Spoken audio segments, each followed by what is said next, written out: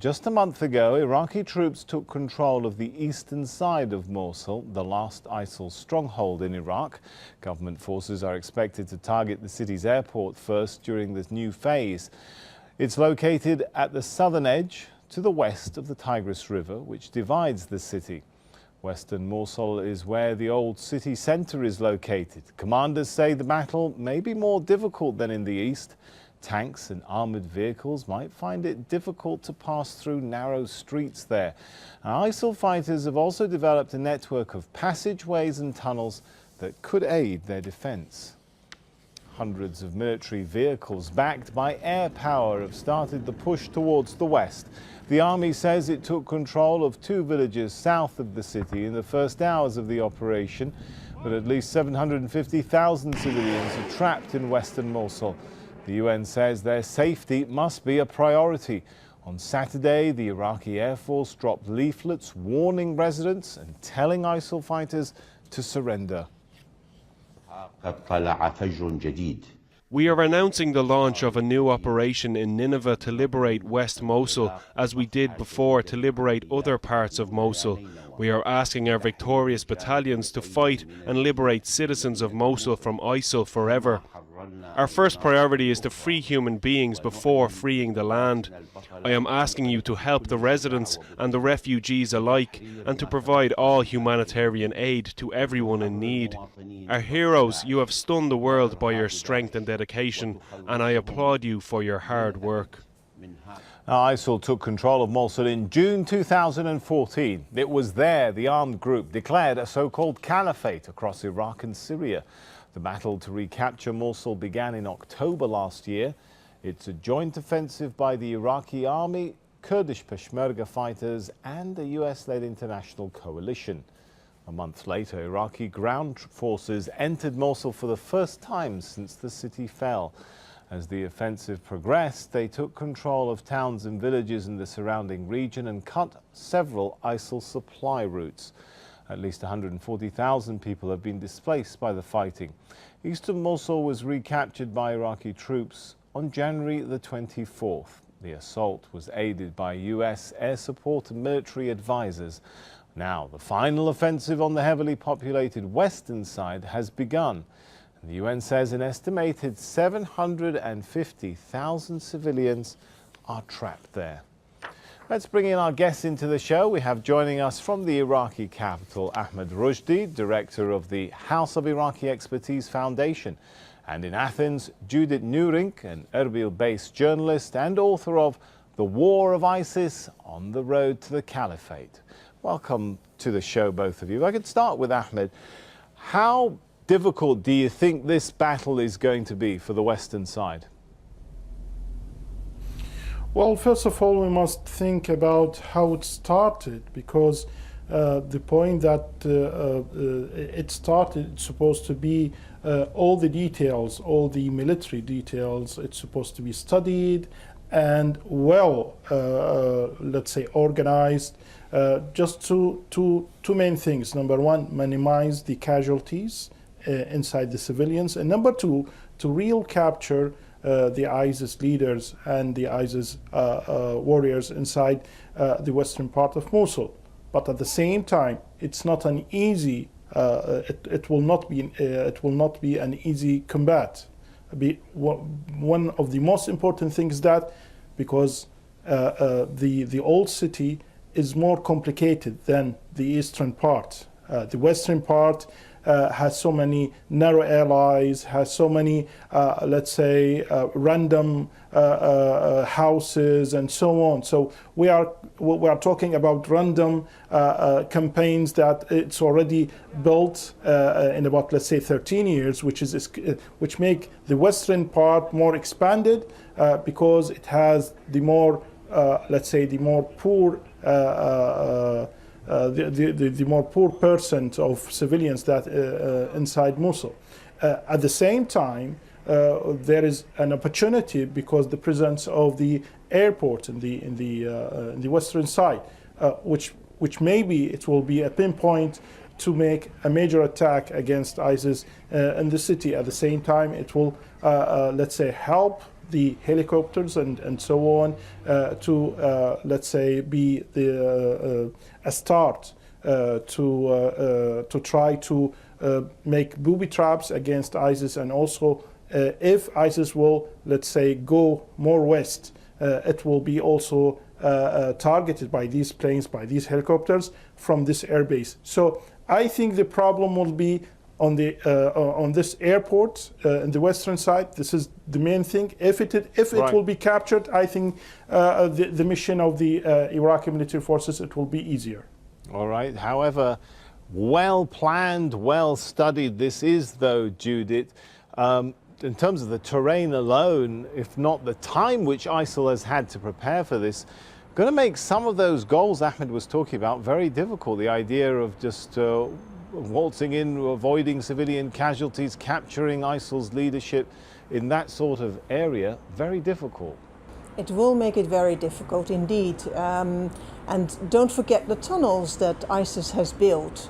And also the latest news from western Mosul is that they have been breaking through the walls between houses so that they can move around without being seen. Another strategy that ISIS has used in the east is, of course, that they are going to use car bombs, and they will do that again in the west. In the east, they were through. They didn't have them anymore because the bridges between east and west over the Tigris had been cut, so they couldn't bring in new ones. But they have them, of course, again in the west. They will try in all ways also to use civilians as human shields. They already have them in some of the houses that are facing the river because they were already in battle with the Iraqi army across the river.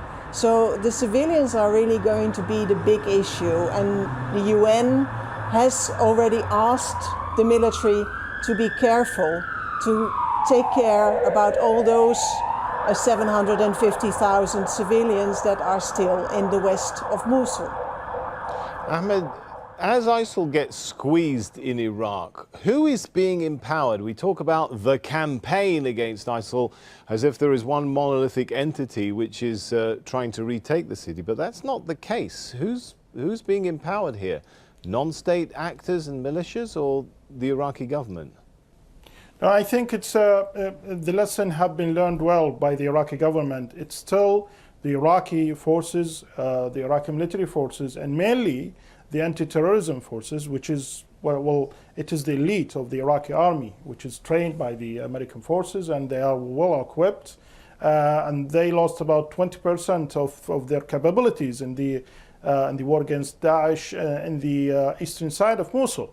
They are leading the campaign, this is for sure, and supported by the other Iraqi military forces and the federal police. They have also special forces from the federal police also assisting the military forces. Maybe we're going to see how much it is important to have what you call it, pinpoints inside the western side of Mosul, to make pinpoints, to make bridges that it will easy to move the troops from the eastern side to the western side. Well, at the they're same being quite time, reliant, have I they think not, there will Ahmed, be on some of the militia forces which are not the Iraqi so-called anti-terrorism or army forces, right? They couldn't have done this alone, and there is a question mark of where that's leaving those non-state actors. But the data now from the front and side, they are far away from the western side. They are in Tel Afar, still there in Tel Afar. They didn't enter. They didn't have. I mean the militia, the Hashd al-Sha'bi, the PMF. They didn't enter Tel Afar. They couldn't enter really liberate Tel Afar. So they are far away from being with the military forces to have pinpoints in the western side of Mosul. Yes, it's still the Hashd al-Sha'bi, the PMF forces. It still has the capability to cut the way if the ISIS troops will be, let's say, evacuate the western side of Mosul and go to Raqqa and go to Hasaka and Raqqa and so on. They can do something like that, but also this, let's say, this procedure, this military procedure, is not easy. Let's be honest. Still, ISIS has the power to struggle inside the western side of Mosul, at the same time to make so many problems even to the PMF. Before about 1 week, ISIS make a major attack against the PMF, and they lost a lot. The PMF lost a lot, lots of casualties at this attack. So it means that it's still the Iraqi army, still the anti-terrorism unit still has the upper hand to have this major attack on the western side of Mosul. Judith, let's talk about the Sunni population. What's happening to them? Are they being integrated as ISIL is squeezed out of Sunni areas, or are they being further alienated? It's a complicated situation because on the one hand, as you were just mentioning, there is on the one hand the Shiite militias that are mainly outside Mosul, and we have had quite a bit of reports about the way they are destroying villages and houses, the way they are, then they're having a bad role. But that's also the reason why inside the city there's going to be mainly the Golden Brigade, which is special troops.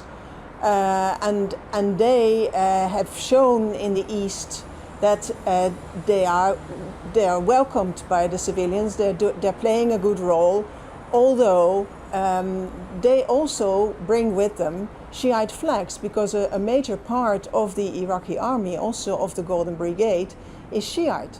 And that makes a problem inside Mosul as well. People are very happy to be liberated. They have been calling. I was in a radio station the other day, and I heard a lot of people from the West calling for liberation.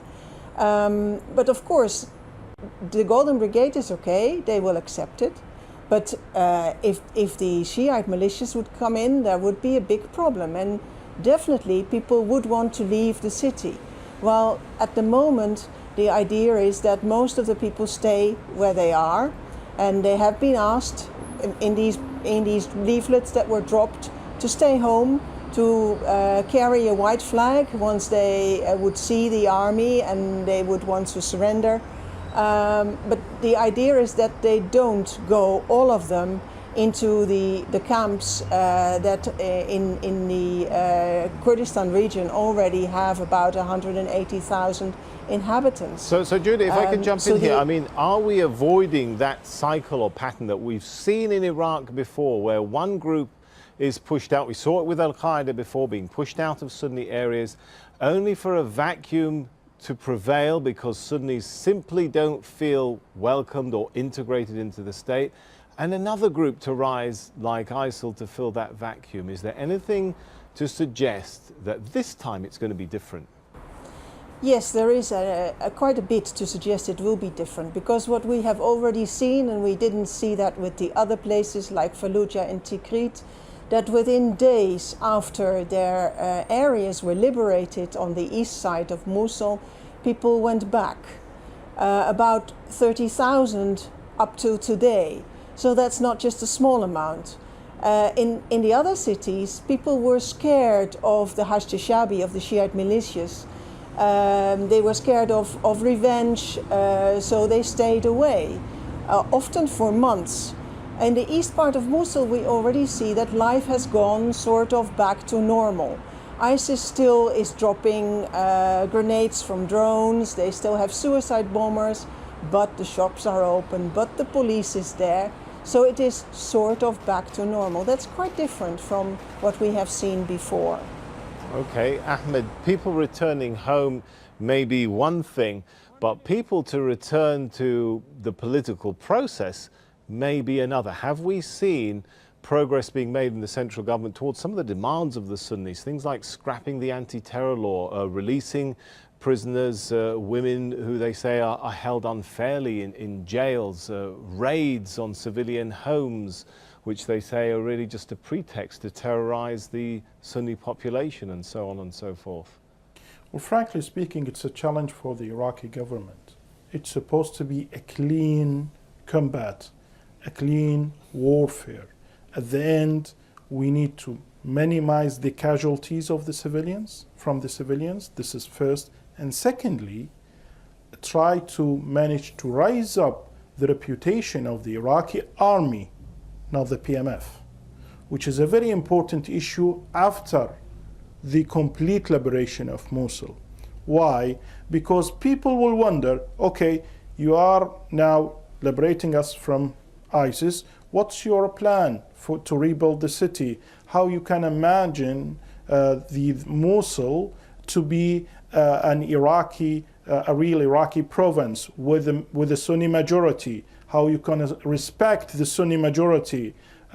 Is there any let's say, attempts from the Iraqi government to push the Sunnis to be inside the political process by preparing everything after the liberation of Mosul? It's a major challenge for the Iraqi government, honestly speaking. It is not an easy way. And I think Haidar al-Abadi forced to announce the liberation, to start the liberation of the western side of Mosul in Munich, because he knows very well that the international community made lots of pressure on him to start a new era with the political process in Iraq, that it will be really inclusive for the whole Sunni inside the whole state of Iraq, which means rebalancing the power and try to manage the errors that happened in this previous 13 years, which is also not an easy way to solve problems, because al-Abadi has opponents, and he must also consider his Shiite opponents, because he needs to be, he has a struggle, and a real struggle between his Shiite opponents, and he wants to be also a prime minister after the next elections. All right, you've raised a point there we'll come back to when we're talking about the intra-Shiite struggle, the PMF being the popular mobilization forces. But before we go there, briefly, Judith, if this is going to be a long and drawn-out conflict, and we've got, what, about 750,000 civilians trapped in there in western Mosul, what would an extended period of conflict mean for those people, for basic supplies of necessities of life? Absolute disaster, because now already people are complaining that the only thing they have to eat, one meal a day, and only potatoes. There are people that are complaining that ISIS is taking goods off the market. It seems that the fighters are getting what is still there. Prices of simple things have gone up enormously, so people can't buy them anymore. So if this takes a long time, not only foodstuff, also water, that's not there in a clean capacity, electricity, this is going to be a complete disaster for the population. It's a very difficult situation, perhaps awaiting civilians there. Coming back to the point, Ahmed, that you raised about intra-Shiite tensions. We've seen tensions erupt between Sadrists and other Shiite factions in protests recently. We've seen, according to the Institute of War reporting on February 17th, that some of these Shia militias even launching rockets against others in Baghdad. Are we going to see this parallel process as progress takes place in Mosul against ISIL, and ISIL gets squeezed, that the attention of some of these Shia militias is going to turn against each other and how to position themselves better for a sort of post-Mosul scenario? Well, I don't think that the Shiite militia will turn to each other in a way or another because of two things. Number one... Well, aren't we already seeing signs of that? The protests, the Sadrists, the shelling? But still... Yeah, Sami, but still there is a tent called the National Alliance, and there is a major tent called Iran. So it can be, there will be some disputes, but I think, it's my personal opinion, is that at the end there will not a real civil war intra-Shiite militia will do it in a way or another. This is first. And secondly, I think we must also make a base, is that ISIS is not only a warrior group, it's an ideology. So it will be always presented. So if there is minimizing the security level, minimizing the security situation, or let's say there is a conflict between the central government, the local government, or there is a conflict between intra-Shiite militia, or there is a conflict between Sunni and Shia, ISIS will always be there, and maybe with another name, another Khalifa, and it will also go forward and occupy the Sunni area. So it's a real challenge that the international community, that's why I said that the international community I think the international community made a huge pressure on Haider al-Abadi to solve problems between Sunni Shia, intra-Shia, intra-Sunni, and we all know that there is a Geneva conference, or let's say the Geneva meeting with the Sunni leaders and so on. So there is a real movement to try to manage things before the ending of the liberation of the whole Mosul, because everyone is actually afraid of Mosul to be liberated from ISIS, because if there is no plans to deal with all these challenges, definitely there will be another thing to think about after the liberation of Mosul. All right, I want to pick up on that point, Judith. We shouldn't forget this is not just simply some domestic conflict or civil war. There's a lot of regional and international powers involved. Where is the squeezing of ISIL leaving the regional tug of war? The problem is really that the Sunnis in Iraq are so divided. They have been in problems for quite a while since the Shiites took over power, and they hardly got any influence anymore. And this has led to the Sunni population in Iraq feeling really as the victim, first the victim of the Shiites and now the victim of ISIS. And if there is not a political situation where they feel that they are heard, that not only their voice is heard, but also that they get a position in the Iraqi government or even a form of autonomy, then definitely the groups that are always there, that are already there in the liberated areas of Mosul, they will again come above the ground and play a role. Well, do you see, Judith, I mean, you're familiar with the region, do you see that there is a post-Mosul political plan? No, there isn't. And actually, I spoke to one of the... It is terrible. I spoke to one of the Kurdish top politicians recently who told me that the Kurds have tried time and time again to get this plan, but that in Baghdad there is no interest to do so until the battle has been fought.